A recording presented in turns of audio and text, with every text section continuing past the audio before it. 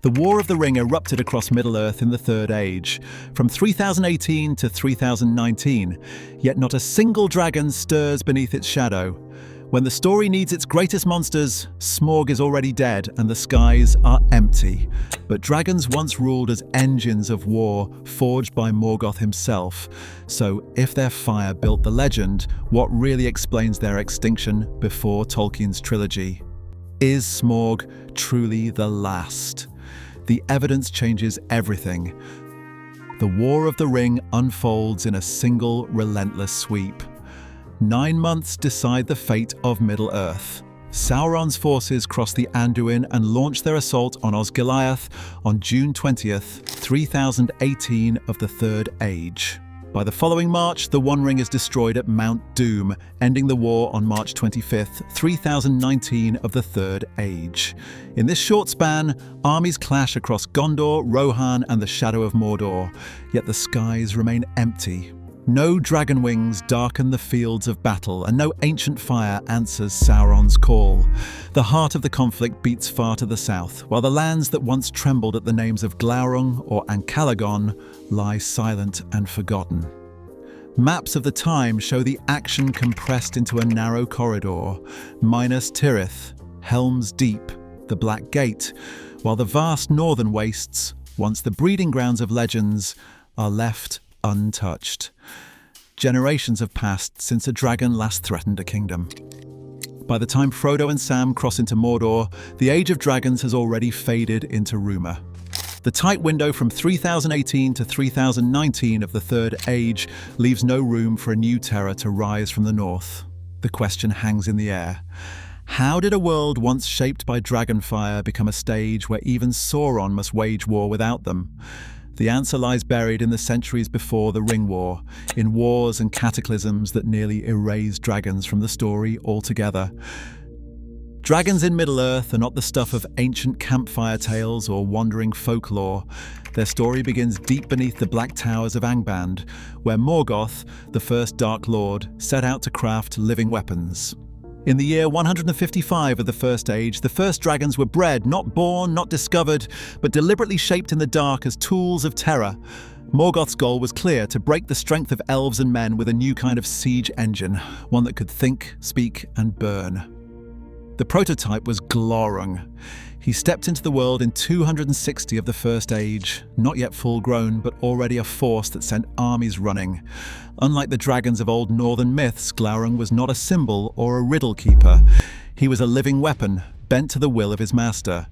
In Beowulf, the dragon is an ancient guardian, awakened by chance, fated to die by a hero's hand.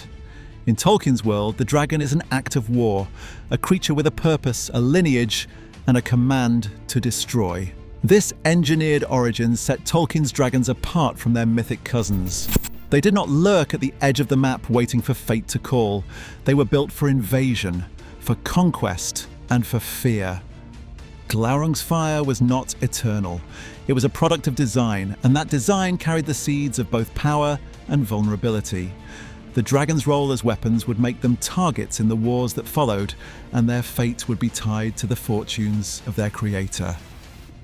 The War of Wrath erupts in 545 in the First Age, unleashing destruction on a scale Middle-earth has never seen.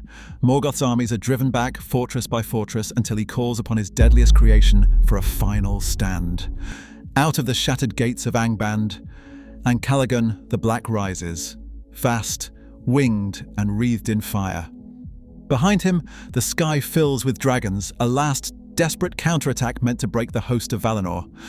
The battle rages for days, dragons and eagles locked in a storm above the ruined land.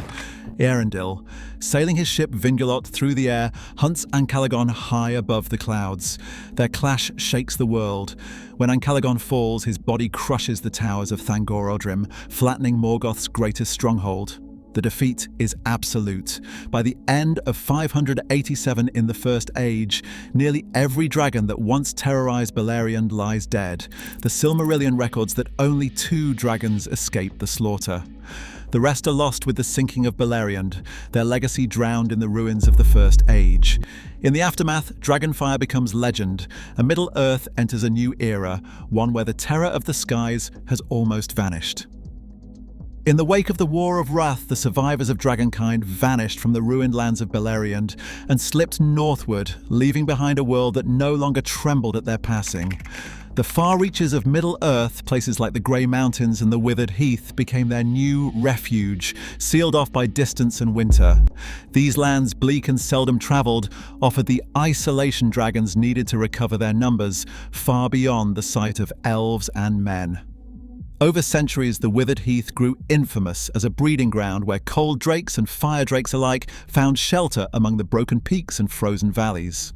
By the Third Age, stories of the North carried warnings of a threat that had not vanished, only withdrawn.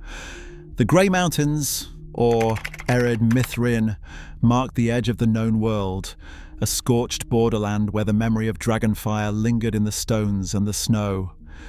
Here, dragons brooded over their dwindling hordes, unseen but not forgotten, waiting for the moment when hunger or greed would drive them out of hiding. The silence that followed was not peace but a gathering storm, as the north became a shadowed horizon for kingdoms that dared not look too closely. The Grey Mountains once rang with the sound of hammers and the glow of dwarven forges. That ended when dragons multiplied in the Withered Heath, pushing south in search of treasure. The conflict that followed lasted 19 years, from 2570 Third Age to 2590 Third Age, a drawn-out struggle where dwarves defended their halls against wave after wave of cold drakes. In 2589 Third Age, disaster struck when King Dain I and his son Fror were killed at the very doors of their hall by a great cold drake. The loss shattered the dwarves' resolve. By 2590 Third Age, the survivors abandoned the Grey Mountains entirely, forced to scatter to Erebor and the Iron Hills.